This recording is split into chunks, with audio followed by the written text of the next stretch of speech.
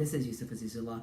I wanted to give a quick video before Davos World Economic Forum, and this is CES week, so technology disruptions coming that board need to be aware of. And also this month, we'll be looking at ESG, socially environment conscious investments, how assets have grown up, and we have an interview from Dow 30 chair Shellye Archambeau.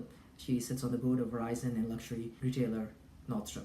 So things coming out from CES this week. We've seen 5G globally expansion coming into reality. 5G is 20 times faster than 4G wireless, and it's going to be enabling lots of data transfer, wireless, smart cities, and lots of products and services that are going to be make consumer lives better. But just be aware that this is going to be happening really in 2020, realistic 2019. I mean, we still have some time.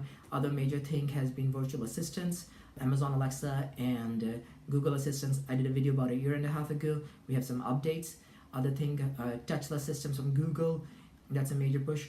Globally, 5G is expanding. Korea is the market leader. China and Japan are catching up. We have also in Africa, Lesotho, country picked for experimenting it. Middle East, Qatar is at the forefront of it. If you look at Amazon and Google virtual assistants, Alexa and Google Assistant, we have more than 20,000 products of Amazon Alexa already on the market. And it's just going to be make it more, and they're the leader in that. They have a major market share. That is a concern for boards that need to be understanding how are these products and services disrupting your industry. Have this discussion with the CEO. Otherwise, things to look out at Davos. I believe Trump trade wars are going to be a big topic. Fourth industrial revolution, gender parity, Me Too movement from Middle East, Saudi, and Muslim women entrepreneurs. Just a big push. I believe sustainability is going to be still on the big grounds here at Davos.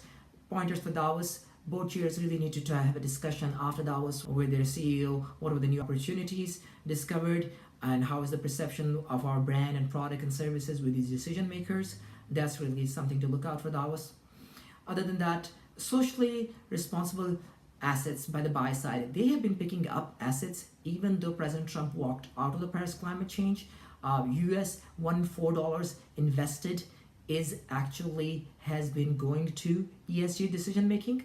They've been also looking at board issues. If you look at the slide here, executive pay is on the topic for institutional investors to keep in mind. What you need to do to have a discussion with ESG from a board perspective is how can we become sustainable. Sustainable companies, the biggest brands, RE 100 companies are much more profitable. There's a study about it from Capgemini. Also looking at your biggest vendors, supply chains, how can we incorporate more sustainability? These are the pointers. Thank you and have a wonderful day. I will see you next month. Interview of Shellye. Good afternoon, everybody. Today, beginning in January, I'd like to welcome Shellye Archambeau. She is on the board of directors of Verizon, which is a Dow 30 component. Also Nordstrom, a major high-end luxury retailer. Welcome, Shellye. How do you see 2019?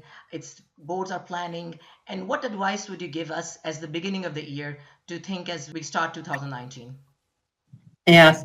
So boards need to be just continually focused on the opportunities and the risks that the companies face. Now, their job at the end of the day is making sure that the companies are operating in the best manner for shareholder value creation. And coming from the technology industry, I'm a big believer that technology creates not only a lot of opportunities, but also a lot of risks, because every industry, not just the tech industry, but every industry is actually being impacted and disrupted by technology. Fundamentally, technology and the ability to do things today that both consumers and businesses could not do before as a result of technology is fundamentally changing buyer behavior. For instance, if I'm selling B2B, and I don't care what I'm selling, I could be selling widgets, I could be selling trucks, I could be selling, it used to be you had salespeople and sales teams, et cetera. And the first time companies learned about your product, et cetera, came from your direct sales force or from advertisements or what have you. But today, most companies who are procuring things actually do a lot of investigation and research online before they even engage in conversation.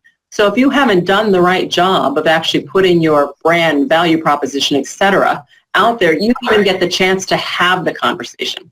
That was not necessarily true before, right? Consumers expect things to be easy, simple, engaging, period. Absolutely. And so if how you operate or interact with your consumers is not that way, you're going to have a challenge because they're going to find it very difficult to work and buy from you. Fundamentally, everybody is selling something to someone. Absolutely. So at a very fundamental level, right, Right. technology is changing that. Right. You bring a very good point. Technology, consumers have changed, the wants have changed. You, as an audit committee board member, risks are on a day-to-day basis. What are some of the risks that you see industry should be aware of? If you look at it, companies always have to focus on, risk to their strategy. They have to focus on risk to their overall operations. They have to understand geopolitical risk. They've got to understand cyber risk. They've got to make sure they understand, frankly, talent and culture. With the Me Too environment, with millennials, whatever, it is significantly impacting the cultures of companies, how they need to operate. So there are risks across the board. You have an international background, with your background being a matrix stream, a large governance risk compliance software CEO. Also, you were with the IBM for a very long time and you were executive there. Share your opinion. How important is international to boards?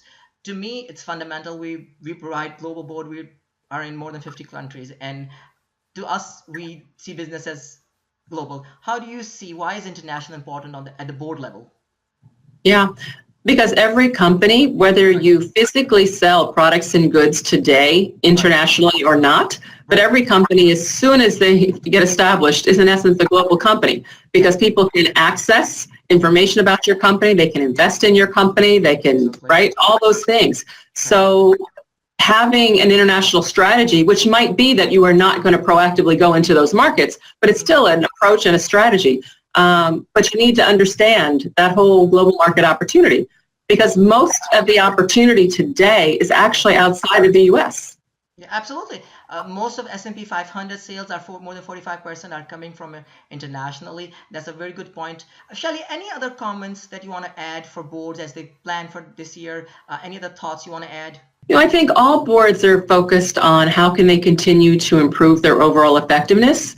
Yes. And a key part of that is ensuring that the members of the board actually collectively represent the different skill sets and experiences that companies need, not just today, right, but frankly, what they are going to need going forward. Because strategy is forward-looking, and you need to ensure you've got all those voices at the table. So the composition of the board, the structure of the board, all those things are elements that board directors need to continue to focus on. Thank you, Shellye, so much for your time and such great advice for people for 2019 and this year.